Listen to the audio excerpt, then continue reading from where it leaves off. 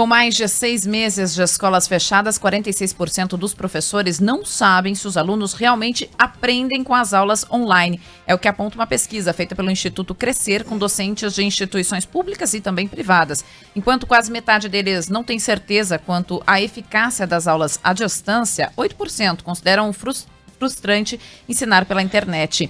Entre os entrevistados, 61% dos professores afirmaram ter aprendido sozinhos a utilizar os recursos tecnológicos necessários para as atividades virtuais, mas a frustração vem com um pouco de sucesso no resultado de aprendizagem dos estudantes com as estratégias de ensino, explica a diretora do Instituto Crescer, Luciana Allen.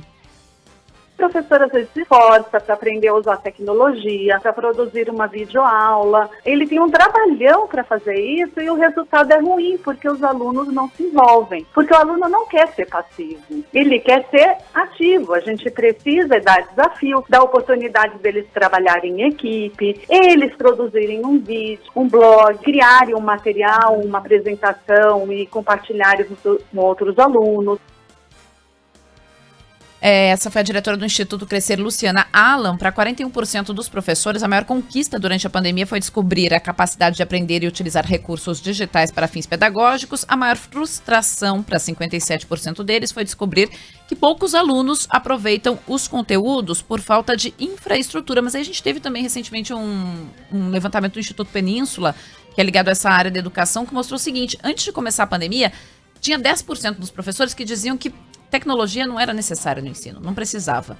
E agora, passados todo esse período e tal, agosto, eles voltaram a ouvir os professores e esses 10% deixaram de existir. Todos reconheceram que a tecnologia realmente é fundamental e que ela deveria continuar sendo usada em sala de aula. Bom, mas de todo modo, mesmo na pesquisa anterior, a grande maioria considerava a tecnologia um instrumento, um material, ferramenta importante. Agora é duro mesmo. Professores têm razão quando dizem que sofrem com a falta de acesso a esses conteúdos pelos alunos por falta de infraestrutura. Alunos que não têm acesso à internet, alunos que eventualmente não têm computador.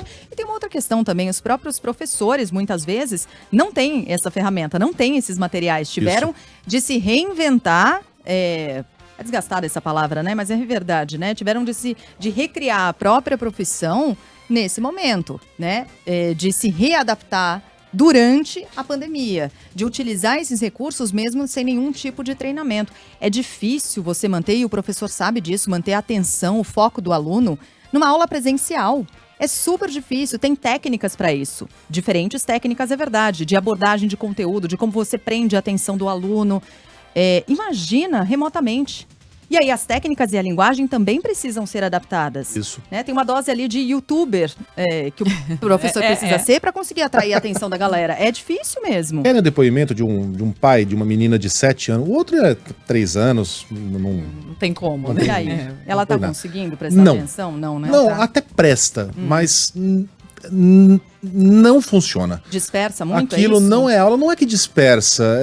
Aquilo não funciona como mecanismo de ensino. Aliás, é uma conversa que eu estava tendo com a Aninha na semana passada. Não funciona como mecanismo de ensino. E 7 anos é uma idade chave, né? Porque é quando você está aprendendo as equações matemáticas, a subtração, a multiplicação. Você está aprendendo a escrever direito, já sabe escrever, mas você está aprendendo a escrever direitinho. Então é uma idade muito importante no aprendizado, em que geralmente a criança dá um salto. A minha paralisou. As demais crianças com quem eu tenho conversado com os pais paralisaram. E olha, quem está falando aqui é alguém que conhece a sua posição de privilégio.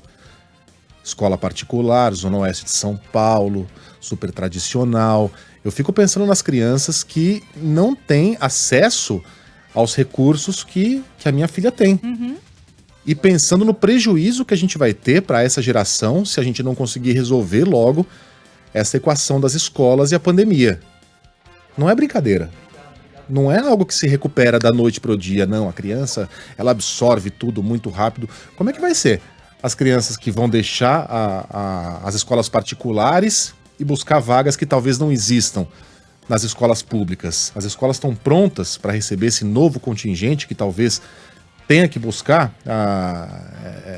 a escola pública porque os pais tiveram seus salários diminuídos ou porque perderam o emprego, porque a gente está, afinal de contas, numa grande crise financeira.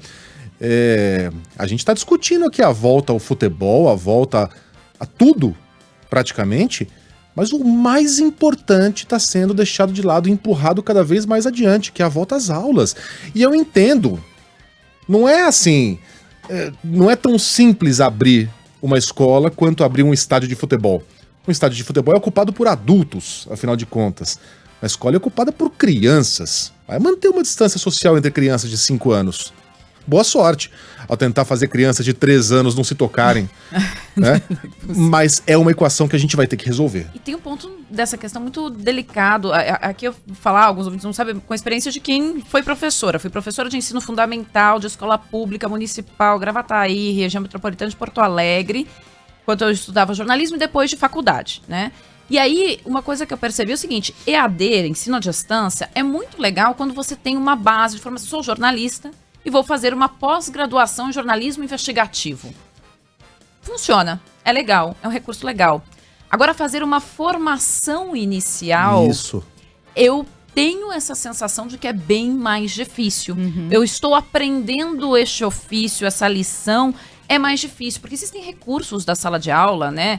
É o próprio olhar que você tem com o aluno, que às vezes o aluno não consegue dizer ali, eu não estou entendendo, mas você vê que ele não está entendendo.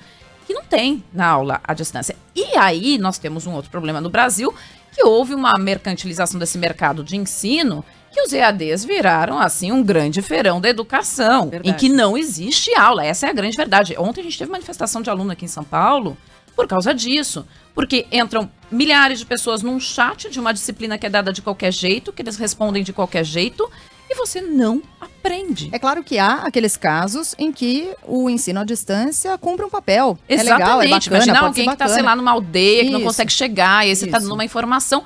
Mas que o de- rádio fez, inclusive, nesse período de pandemia, alguns locais do país, o rádio estava servindo como esse EAD que a gente está falando aqui. Foi algo muito bonito. Mas não é para tudo, né? Não é para tudo, né? E tem uma outra questão, inclusive a gente já pontuou no nosso espaço local uma vez, Sheila. Tá se ouvindo todo mundo, tá se falando do pai, do aluno, nananana, professor, mas tem uma pressão super forte de sindicatos de escolas privadas e de sindicatos dos professores. Quem tá olhando pelos alunos de verdade, né? Os professores não querem voltar porque não tem segurança, que tem que ser olhado e tudo mais. Mas assim, mas também não querem dar aula à distância, porque é difícil, porque não sei o que. E os alunos, quem tá olhando? Tem aluno que tá ficando depressivo em casa, tem os alunos que não vão aprender de jeito nenhum. Então, assim, alguém nesse debate tem que falar pelos alunos. O MEC acaba de dizer que não é papel dele. É de estados Então, e municípios. Né? Não sei como é que vai ficar, assim, essa situação. Vamos seguir aqui com outro. Mataram um pernilongo na redação. Eu acho Conseguiu, que sim. Sandro? O segundo pernilongo 2 de uma do vez dia. só? Pô, também não, caso né? o ouvinte não Verdade, saiba, a gente tá com uma Não é- infestação de não é pernilongos senhor- em São Paulo, que é bem séria, Não é inclusive. senhor Miyagi, né? Vamos com 2 a menos aqui. Boa, Sandro.